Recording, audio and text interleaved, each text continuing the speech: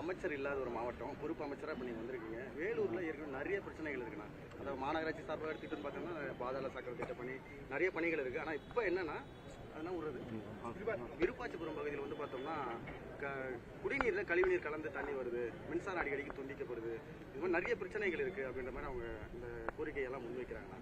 இதை வந்து இப்போ நடக்கக்கூடிய ஆய்வு கூட்டத்தில் நீங்கள் எப்படி இதை பற்றி பேசி என்ன பண்ண இல்லை, அதான் பார்த்தீங்கன்னா கடந்த ஆட்சியில் நடந்த தவறுகள் நடக்காமல் இப்போ வந்து முறையே ஒரு இந்த குடிநீருக்காக ஒரு திட்டம் ஒன்று புதுசாக செயல்படுத்துகிறேன்னு சொல்லியிருக்கிறாங்க. நேற்று மாண்புமிகு ஆட்சியர் என்கிட்ட அந்த தகவலை சொன்னாங்க. ஸோ அந்த தவறுகள் போன வாட்டி அந்த பாதாள சாக்கடையும் அந்த தண்ணீர் இது அந்த கலந்து வராமல் இருக்கிறதுக்காக இந்த வாட்டி முறையாக என்னென்ன பண்ணணுங்கிறத முன்னாடியே ஒரு பிளான் ஒன்று வாங்கி அதெல்லாம் சரிவர இருக்குதான்னு ஆய்வு செஞ்சதுக்கு பிறகு அந்த திட்டத்தை நிறைவேற்றுவோம். அந்த மின்சாரங்கள் துண்டிக்கப்படுது, வேலூர் மட்டும் இல்லாமல் பல்வேறு பகுதிகளில் மின்சாரம் துண்டிக்கப்படுது. வெயில் வந்து அதிகமாக இருக்கக்கூடிய மாவட்டம். இதனால் பொதுமக்கள் ரொம்ப அவதிப்படுறாங்க. மின்சாரத்துறைக்கு கால் பண்ணி சொன்னாலும் அவங்க ரெஸ்பான்ஸ் பண்ணுறதில்ல. குழந்தைகள் வச்சு நாங்கள் ரொம்பவே கஷ்டப்படுறோம் அப்படின்னு சொல்கிற மாதிரி சொல்கிறாங்க. இப்போ மின்சாரத்துறைகளுக்கு ஏதாவது அந்த துறை அமைச்சர் சம்மந்தப்பட்ட துறை அமைச்சரே சொல்லியிருக்கிறாரு. அதெல்லாம் தவிர்க்கிறதுக்காக தான் இப்போ கூடுதல் பணியாட்களை நியமனம் பண்ணிட்டு வராங்க.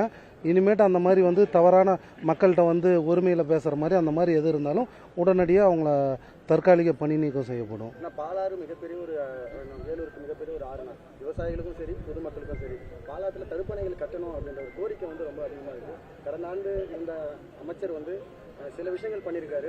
இப்போ பாலாறுக்கு முக்கியத்துவம் ஏதாச்சும் கொடுக்க முடியுமா? நம்ம கண்டிப்பாக கொடுக்கணும். தனியார் தொண்டு நிறுவனமெல்லாம் இருக்கிறாங்க, அவங்கக்கிட்டையெல்லாம் இப்போ நாங்கள் ரெக்வஸ்ட்டாக கேட்டிருக்கிறோம்.